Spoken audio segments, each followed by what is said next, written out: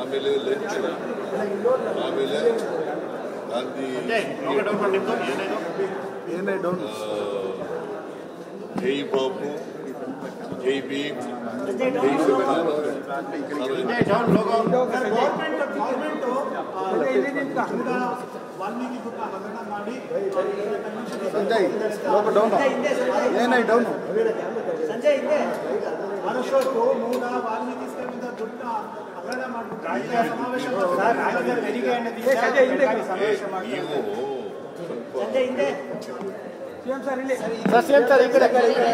Question ಕೇಳಬೇಕ ಬೇಡವಾ ಅಂತ ಕೇಳಬೇಕಲ್ಲ.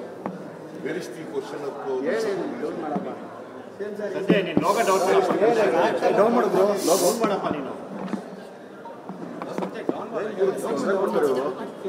Where is the question of vishwa population of money. ಅವ್ರು ಹೇಳೋದು ಬೇಡ, ನೀನ್ ಹೇಳಯ್ಯ. ಅವ್ರು ಹೇಳ್ತಾರೆ ಅಂತ ನೀನ್ ಕೇಳ್ಬಿಡ್ತೀಯ. ನೀನ್ ಹೆಣ್ಣಾಗೋತಂದ್ರೆ ಆಗ್ಬಿಡ್ತೀಯ.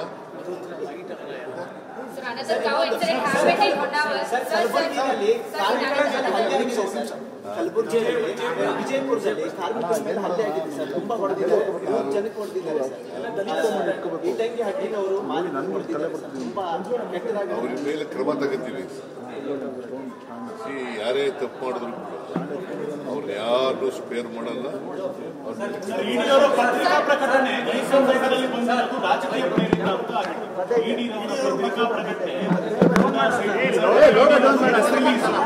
ಇದುವರೆಗೂ ಮಾಡಿಲ್ಲ. ಈ ಟೈಮ್ ಅಲ್ಲೇ ಬೇಕು ಅಂತ ಮಾಡಿದ್ದಾರೆ ಅನ್ನೋದು ಒಂದು ಆರೋಪ. ಇಡಿ ಅವರು ಮೂಡ ಯಾರು ಮಾಡಿದ್ದಾರೆ?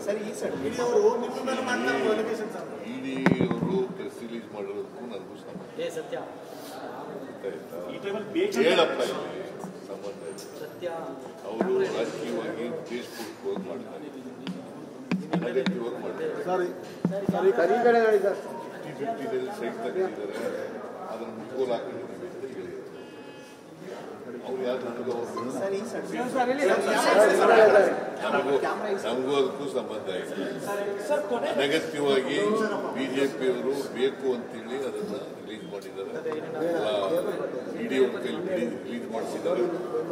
ರಿಲೀಸ್ ಮಾಡಿದ್ದಾರೆ. ಅದು ರಾಜಕೀಯ ಪ್ರೇರಿತವಾದದ್ದು.